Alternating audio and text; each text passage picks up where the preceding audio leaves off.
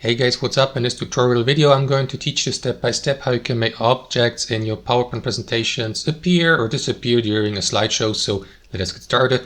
Head over to your presentation on PowerPoint, be it accessed via the web application of PowerPoint or through the PowerPoint application installed on your device. It works actually the same way. So select the slide from the presentation on the left hand side. So let me go with that slide here.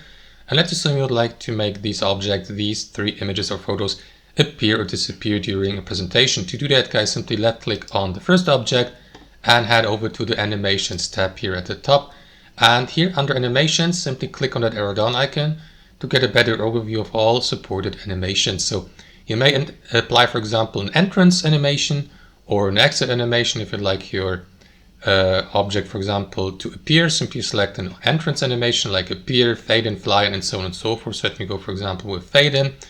And that's basically it. After that, you will see that icon in the top left corner of the object, indicating that the given animation has been applied. And you may do that with the second object by left clicking on it, head over to animations, click on that arrow down icon and select another entrance or maybe exit animation if you'd like to make that object disappear during the slideshow, like fade out, for example. And that's basically it, guys. Once that's done, simply watch your slideshow in the preview mode if you like by clicking on present here in the top right or by slide on slideshow. And that will do it, guys. Thanks for watching and have a wonderful day.